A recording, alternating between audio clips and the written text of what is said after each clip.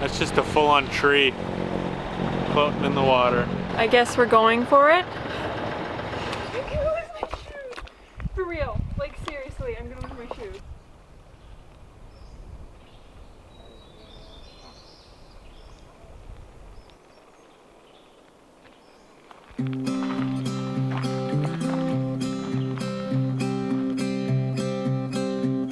Last week, our outboard engine quit working, but because of that, we got the full tourist experience of False Creek as we traveled by water taxi to Granville Island. Granville.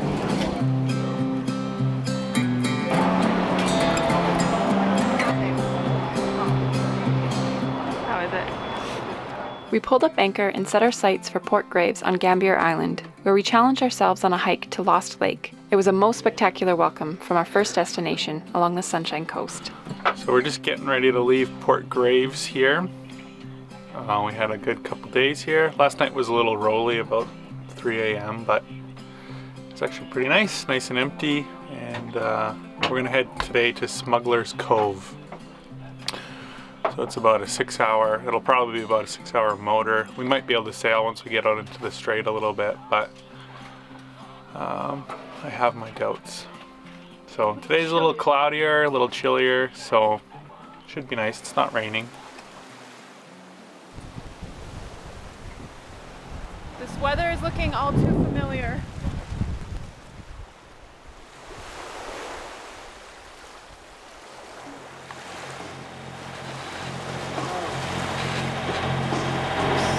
I didn't have any because it's too hot. Don't burn your mouth. I am the reason. I'm the reason we had a bit of a late start this morning.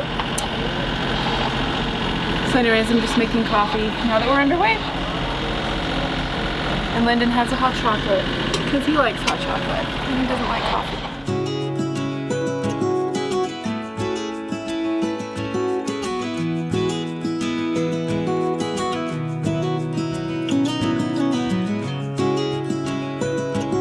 While rain was threatening to fall during our transit, we were also noticing many fallen trees and logs in the water, which is a pretty common sight after winter. That's just a full-on tree floating in the water. Along with trees, crabbing and prawning pods are more and more prominent as we venture further north, and can pose as a hazard if they're not set properly. Man, that was draped. That was floating on the surface, that whole rope. It must be a prawn trap. Well, I don't know what to do. Like, we can't just leave that. I guess we could tie the line shorter. Yeah, frick, I don't know what to do. I don't either, because like that's a disaster waiting to happen for somebody. What do you do in this situation?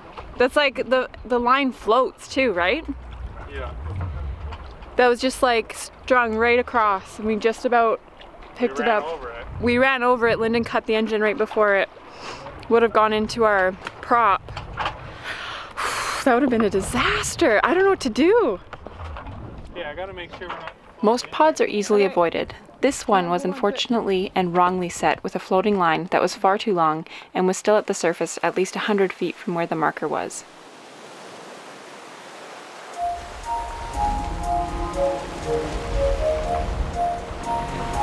That is some blue sky! From a distance we couldn't tell if it was rain clouds or blue sky. And it's blue sky. So that's nice.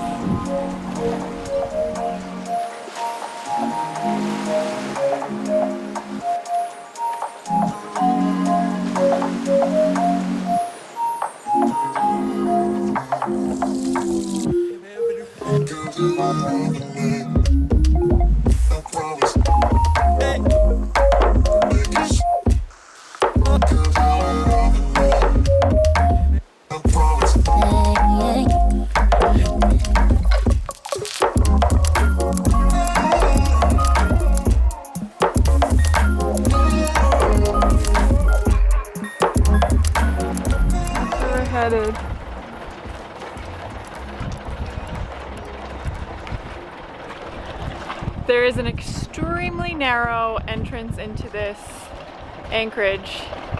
And We didn't really know which one we were supposed to go in, so we let that guy go ahead. And now we're just watching him. But it gets like the depth at low tide, it gets to 7. Yeah, look at how he's just weaving through there. 7 feet, I believe, which is very shallow. Should be at about 11 feet. Yikes, that's insane. I guess we're going for it. When would high tide be? High is at 8 o'clock at night. Oh my goodness. This is so nerve-wracking. Despite my nerves and hesitation, it is actually a good idea to enter Smuggler Cove at low tide when the reef and rock projections are most visible. Once through the narrow and shallow entrance, Smuggler Cove opens up into the first of 3 basins, and you can see why it is such a popular and protected cruising destination along the Sunshine Coast. So we have to stern tie. In here. We just set the anchor, and now this time I'm keeping it in reverse so that we don't drift away and screw up like we did last time we just stern tied. So Lyndon's gonna quickly row out because we're getting pushed that way. There he goes.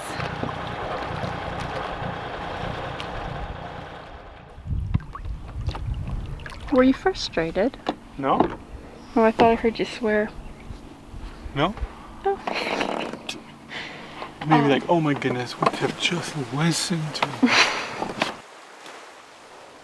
I can't believe we started the day out with these. What do we end in? Bathing suits. And sunburns. Sunburns. We need to put sunscreen on. And another thing, we got here and I was immediately bitten by a mosquito, which is the first time we've encountered mosquitoes, I think, in an anchorage. Lyndon's a little bummed because we've discovered some more work that will need to be done on the boat pretty soon. So, just need to get him in the sun a little bit. Right, Lyndon? So, we are gonna go to shore, and this is a little map from a chart. No. What are they? Marine chart? No. Guidebook?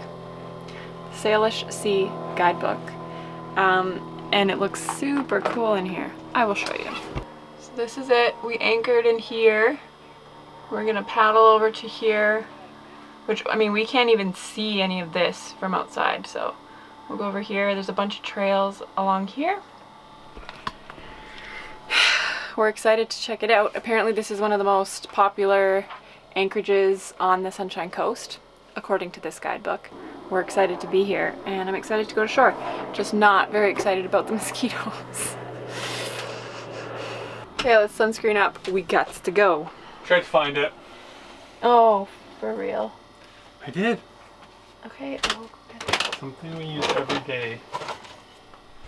Lyndon never knows where it's anything accessible. is. I just put it under the counter, I think. I'll just go get it.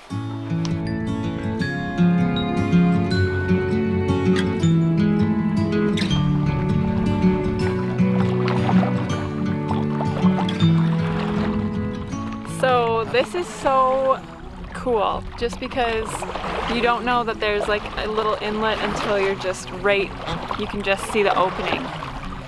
It's really awesome. I would love to know the history of Smuggler's Cove, and maybe we'll find some of that out and let you guys know, because I feel like it would have lived up to the name. Because there's just so many hidden places in here. As the name does suggest, Smuggler Cove was used by ex-Navy seaman Larry Kelly to collect Chinese laborers who were recently unemployed with the completion of the Canadian Pacific Railway in 1885. They would pay Kelly $100 each to be smuggled into the United States in hopes of finding work. Later, from 1920 to 1933, during Prohibition, this cove was used as a safe haven by rum runners to transport local alcohol to destinations in the U.S. There are a ton of stern ties throughout this whole area, so it must just get packed in the summer. I mean, it's a popular place. So cool. There's a sign up there, Lyndon. Baby,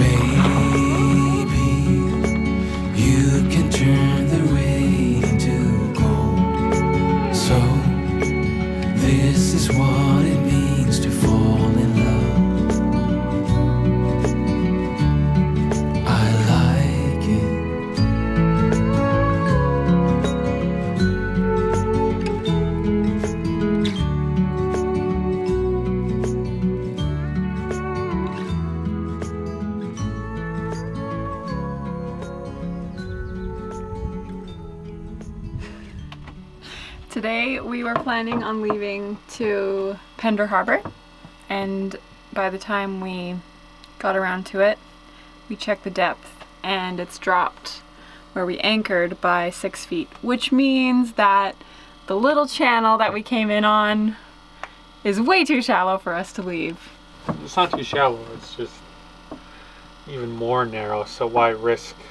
Well, I think at its deepest part it would be just deep enough, which is just way too risky. So anyway, the good news about that is that we're gonna go to the shore again. There's another path that we'll walk down. So anyways, we'll go explore a bit more on land and then come back, and then hopefully the tide's high enough that we can leave tonight. If not, we'll just leave early tomorrow morning. I'm getting the royal treatment today.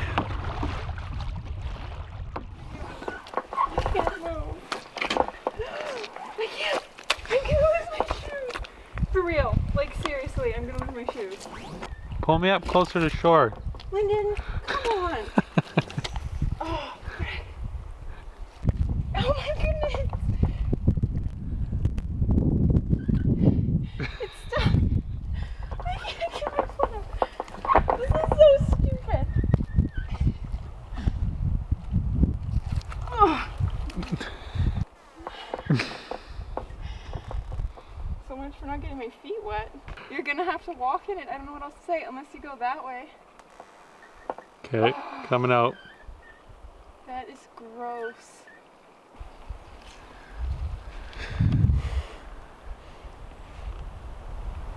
Nice feet. Thank you.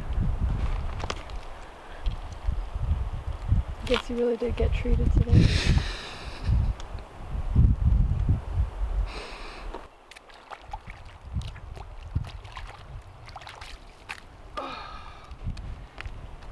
All right, I'll just wait here until you're done. Ready to go? Yeah. You know, people would pay money for that sort of foot treatment. Not if they knew what was in it. So yesterday, we came to shore and we tied our dinghy off here. Yeah. Right in those rocks, sitting here. And now, there it is. So most places around here have about a 10 to 15 foot difference from high tide to low tide. So something you have to be very aware of when you're anchoring, and obviously when you're going through narrow little cuts. It's just part of the cruising here.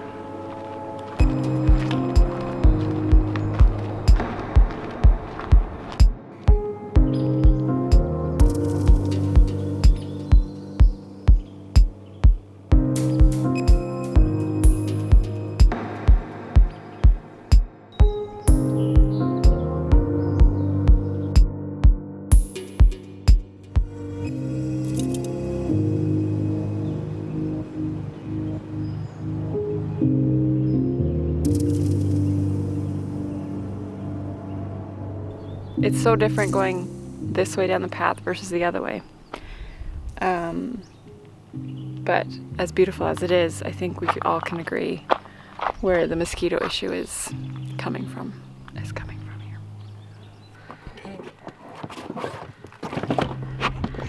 Like a champ. So we made it back to the boat and just checked our depth again, and we've only gone up by a couple feet. So we're still at about 11, which is just still a little too risky for out there. So we're just gonna hang out here for the night again and then leave early in the morning for Pender Harbor. I'm just bummed that I put away our party lights already. Hey guys, thanks for watching. Make sure to like and subscribe so you're first to know when our episodes drop. We are also on Facebook and Instagram, so make sure to check us out. We hope you enjoyed this week's episode, and tune in next week as we continue our circumnavigation of Vancouver Island.